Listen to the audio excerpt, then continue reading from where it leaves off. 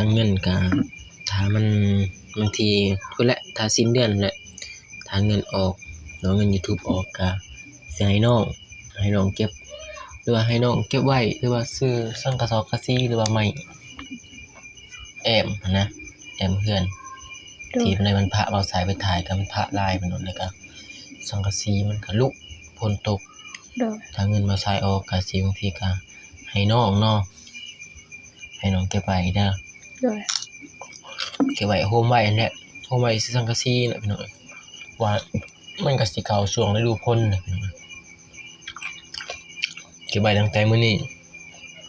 พอฮอดเดือน5เดือน6ก็คือสิ3-4 เดือนก็คือบางทีก็บ่ได้ก็เก็บไปแหละ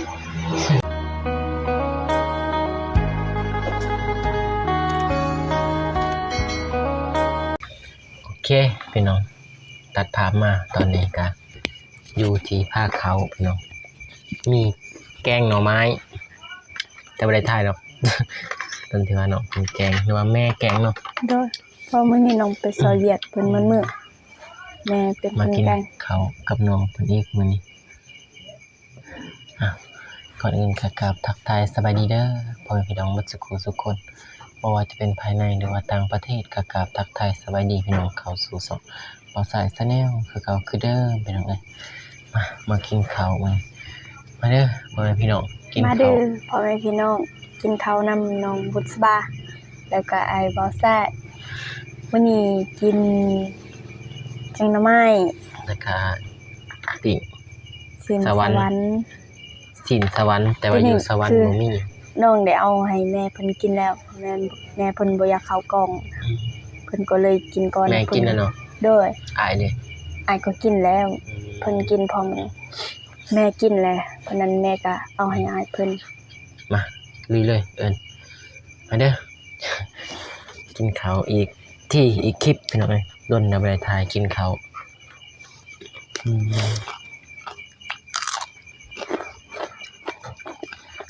หมกแป้งเอาออกบ่ไหมย่านได้ยินเสียงจะนี่ได้บ่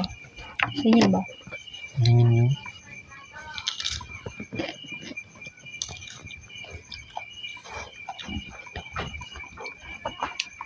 กิน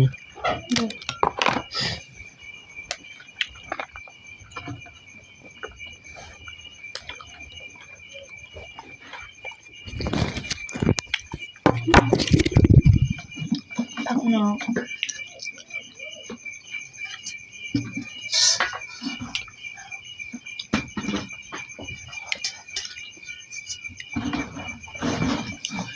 อะไรนี่เลย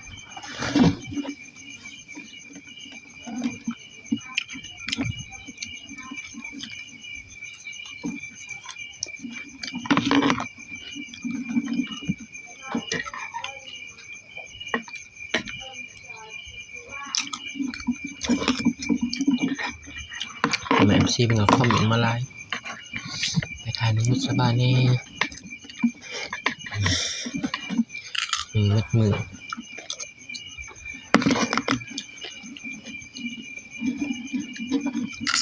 ถ้าน้องมาแชทบอกอาจเขามาตอนเพลน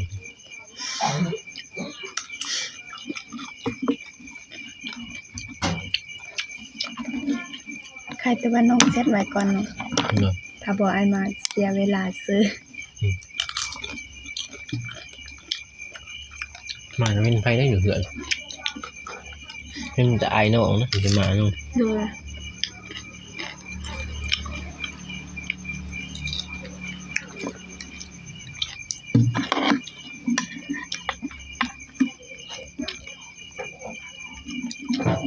แต่ไอ้ชวนอยู่นี่เลยเนาะเมื่ออื่นถ้าวางแชทบอกไอ้เด้อถ้าวางกับแชทบอกเราแชทบอกนะถ้าวางกับแชทถ้าเนี่ยน้องวางเยอะไอ้บอกถ้ามือนี้น้องมาวางเด้อก็บอกแชทปะไว้นะด้วยเริ่มอื่นวางเดินไปแม่เพิ่นสิไป อยากกันมื้อแรงก็จะไปซอยเพิ่นอีกมื้ออื่นน้องก็บ่ได้ไปให้แต่แม่ไปผู้เดียวแต่ซอยมื้อแรงก็ขึ้นสดแจ้ง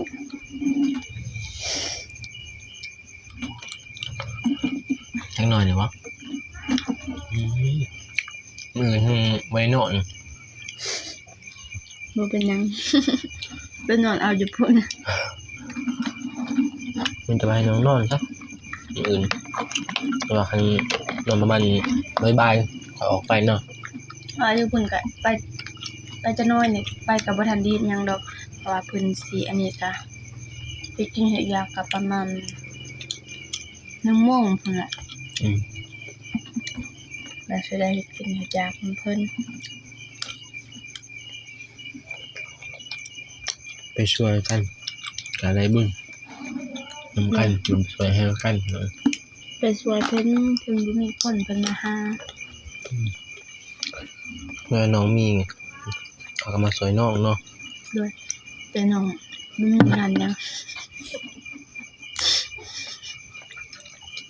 บางทีงานน้องเด้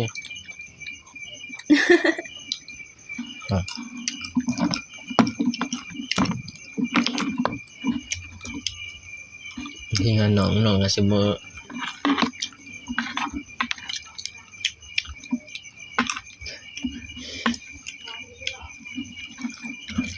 ผักกระเดาบ่มีบ่นี่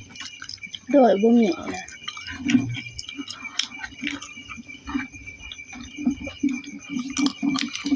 ผักกระเดาหวานน้องเพิ่นว่า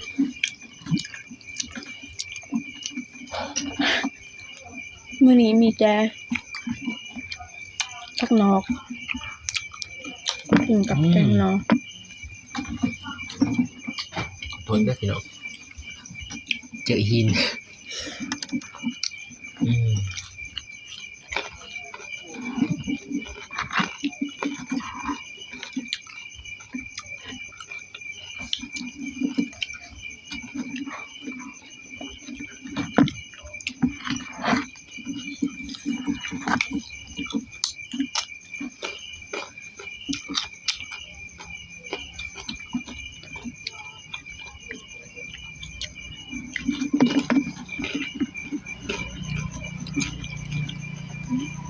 อาจสิเอา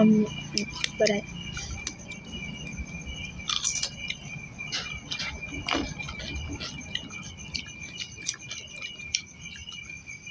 กินคนเดียวก็แสบอยู่ มื้อเดียวก็บ่แซ่บก็กินพร้อมกับแม่ก็อยากกิน2 คนกินหยังก็บ่อยากแซ่บพยายามกินกับอ้ายกับพอได้เล่าเรื่อง ใครเราเรื่องไหนยังเนาะ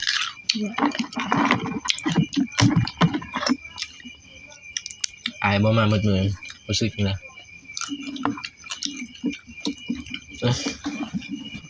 อายบ่ได้เข้ามาน้องก็ค่าก็บ่เป็นหยังเนาะ เบิ่งเรามื้อนี้ไปพุ่นมันหลายคนเนี่ยเข้ามาเพิ่นอยากไปกันนะบ่ได้ปากได้ว่าน้ำเขา พอบ่เหงาเนาะ โดย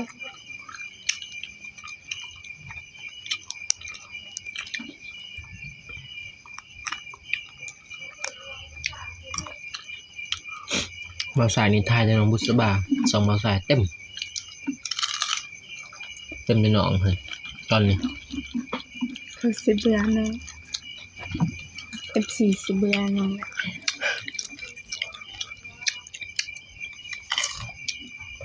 ทายจนกว่า FC เพิ่นว่าเบื่อเพิ่นน่ะถ้าเพิ่นน้อยเขามาถ่ายก็ถ่ายน้องเลยน้องเฮ็ดหยังก็ถ่ายเลยเนาะอัปเดตน้องเลยชีวิตน้อง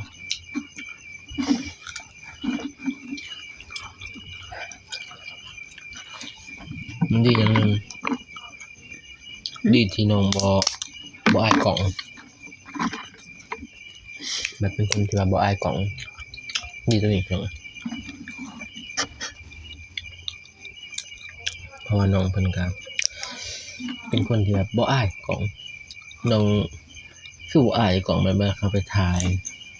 รู้สึกคือแบบบ่อายเนาะ มันจะบ่อายเพราะว่ามันเป็นชีวิตจริงของเราแต่ละมื้อ อืม ว่าเพิ่นมาถ่ายเฮาก็เว้าจริงๆเด้ อืม เราบ่อายเราเป็นคนที่บ่อาย อันใดที่ตอบบ่ได้ก็บ่ตอบเนาะ ด้วยอันใดที่น้องตอบได้น้องก็ตอบอันใดที่ตอบบ่ได้บ่ฮู้บ่ควรก็บ่ตอบแบบน้องเป็นคนแบบตรงไปตรงมาเว้าถามมาตัวใดฮู้ก็แม่นตอบตัวใดบ่ฮู้ก็แม่นว่าบ่ฮู้ อืม ให้เริ่มแบบเป็นคนตรงๆเว้าแล้วก็ แบบตรงๆ แต่สิว่าเรื่องไปบนอื่นอีหยังนี่ก็เฮานี่ก็อายคือกันแบบไปคืออันนี้ไปซอยเวียกมื้อนี้ก็คือคันบ่มีแบบเอื้ออยู่ข้างเรือนไปนำนี่ก็สิบ่หันไปเฮาก็ฮู้อายแบบนั้นอีกแต่ถ้าเป็นเขาอยู่ในแบบถ่ายอีหยังเนี่ยก็บ่อายเพราะว่าน้องก็แบบมันบ่รู้สึกนะ มันสิชินแล้วเนี่ย โดยแต่ว่าเราอยู่ในของมันกับคือกับเฮาอยู่ในอันนี้ ก็ธรรมดาเนาะ โดย เราอยู่แบบบ่ได้ถ่ายกล้องแต่ว่าสายชวนน้อยแบบสิถ่ายบ่2ต่อ2แต่ว่าน้องสายเปลี่ยนแปลงตั้งแต่เขามาหาน้องรู้สึกแบบเปลี่ยนแปลงเลย เป็นน้องเราได้เราทุกเราเป็นคนดุเราดุแบบเป็นคนอยู่นำไผแล้วก็แบบบ่เป็นแนวสิแบบสิอยู่ซื่อๆหั่นน่ะต้องได้เว้าได้พากแบบสิ เบิ่งซื่อๆก็บ่เป็น ดีแล้ว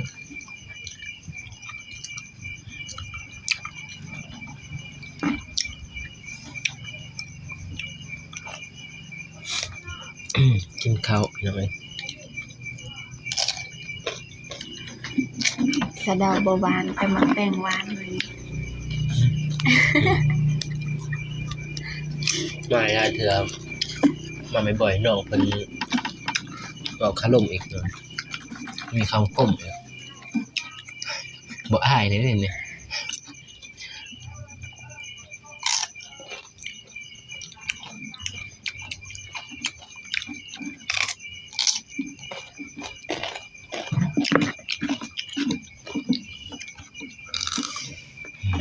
กินข้าว กินน้ำกินแล้วพุ่นแหละกินแล้วบางทีก็สิว่าสิออกเมื่อว่าสินั่งให้กระเพาะละลายบางทีกินข้าวแล้วมียุ่งเลยเด้อเนาะ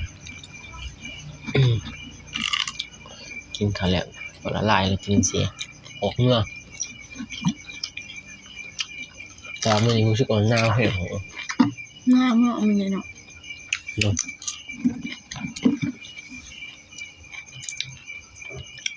มีแต่มื้ออื่นนั่นแหละให้น้องแซ่บดอกเด้อกินข้าวอิ่มแล้วก็ออกมา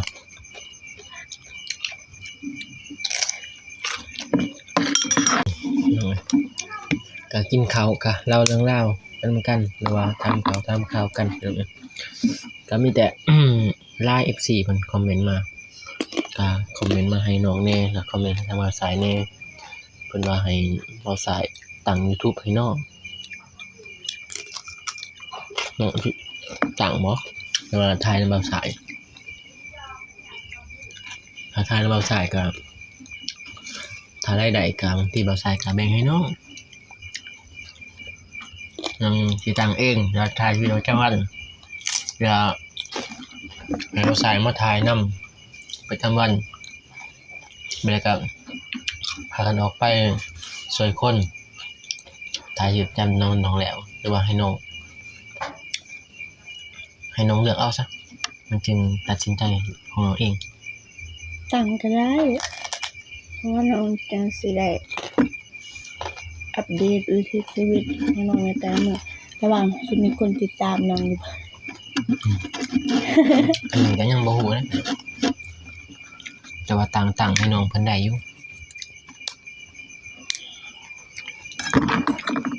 ก็สายยังคือทางที่ดีคือแบบถ่ายกับบ่สายเพราะว่าเฮาก็สิสร้างไปนำกันเลยเพราะว่าเฮาก็สรุปแล้วก็ตกลงกันเป็นอันนั้นน่ะเด้มันก็สร้างไปนำกัน ว่า เลย สิหาช่องของอันดับ3ก็ได้ มันจึงง่ายเนาะ โดย มีแต่ เพราะ ว่า ว่าน้องก็บ่ฮู้ว่าถ้าเฮาจ้างมาแล้วเก็บไป มันสิได้ เฮ็ บ่ ยังแน่ว่ามันสิได้หรือบ่ แล้วมันสิบ่ได้เงินนั่นแหละ โดย มันสิบ่ได้จาก YouTube ก็มีแต่ว่าให้พ่อแม่พี่น้องเพิ่นเข้าเบิ่งใน2เบาสายชีวิตของน้องกับบ่สายเลยเนาะแล้วก็พาน้องออกไปจึงสิถ้าเฮาได้ก็ให้น้องเพิ่นแบ่งกันหรือซื้อเป็นแป้งนัว โดย แม่ว่าเบาสายก็มื้อใดน้องบ่ว่างก็เบาสายออกไปถ่ายคนเดียวก็ยอดวิวบ่มีก็น้อยบ่ได้ตัวสิ้นเดือนมาต้องได้ให้น้องเลยนะบ่ได้ถ่ายน้องเลยเนาะให้น้องซื้อไปแล้วแป้งนัวเกลือแบ่งกันใช้หน่อยโอเคมีแต่ว่า น้องเพิ่นสิลงช่องกับเบาสายเลยหรือว่าถ้าเบาสายบ่มาให้น้องเพิ่นถ่ายอยู่เฮือนถ่ายแล้วก็เอาลงทางช่องเบาสายอะไรคือกัน โดย แบบบ่ให้เปิดช่องให้ลงทางช่องเบาสายนะมื้อใดน้องเพิ่นวางก็ลงชีวิตประจำวันล้างถ้วยล้างบ่วงนะให้น้องเว้าเรียนหยังบางทีเบาสายบ่ได้เข้ามาน้องก็ถ่ายเนาะถ่ายแล้วก็ไปลงช่องเบาสาย โดย จะเอาอีเมลเขาไปหาเบาได้คือกันเนาะบัตรเงินออกขาเบิ่งทางยอดวิวเพราะว่าบางทีก็สิให้เสมอกันเลยเป็นว่ามันจริงๆง่ายเนาะถ้าเบิ่งทางยอดวิวบางทีวิวน้องเพิ่นหลายกว่าเบาสาย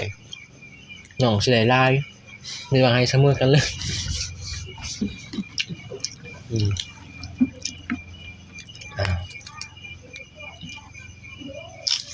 อย่างนี้ทางเงินก็ถ้ามัน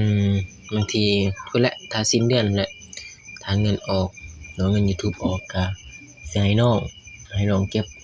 หรือว่าให้น้องเก็บไว้หรือว่าซื้อสังกะสอกะสีหรือว่าไม้แอมนะแอมเฮือน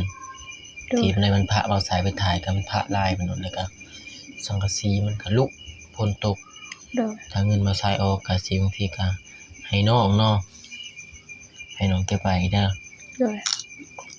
เก็บไว้โฮมไว้นั่นแหละโฮมไว้ซื้อสังกะสีน่ะพี่น้องว่ามันก็สิเข้าช่วงฤดูฝนน่ะพี่น้องเก็บไว้ตั้งแต่มื้อนี้พอฮอดเดือน5เดือน6ก็คือสิ 3-4 เดือนก็คือบางทีก็บ่ได้ก็เก็บไปแหละเนาะพี่น้องสู้ๆโอเคพี่น้องคลิปเบาสายก็ได้ยาวแล้วพี่น้องก็สิได้จบคลิปไปก่อนพี่น้องเอ้ยรอไปฝากติดตามชมเรือคลิปต่อไปอีกเด้อพี่น้องกับน้องบุษบาพอมื้ออื่นสิพากันไปสวยเรือ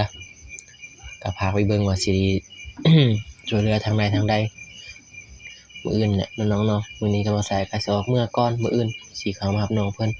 โอเคพี่น้องก่อนอื่นก็ขอขอบใจทั้งพ่อแม่ผู้ใหญ่ใจบุญทุกท่านที่เข้ามากำลังคิดกำลังใจให้เบาสายมีกำลังใจในการถ่ายคลิปหรือว่าอัปเดตก็ขอให้ผู้ใหญ่ใจบุญทุกท่านจงมีความสุขกับความเจริญปรารถนาสิ่งใดขอให้ได้สิ่งนั้นให้ได้ดังปรารถนาความเจ็บอย่าใหญ่ความไข้อย่าให้มีให้ร่ำให้รวยเฮงๆปังๆยิ่งๆขึ้นไปเด้อพ่อแม่ FC เบิดสุขุทุกคนพบกันใหม่คลิปหน้าคลิปนี้ขอกล่าวคำว่าสบายดีพี่น้องบ๊ายบาย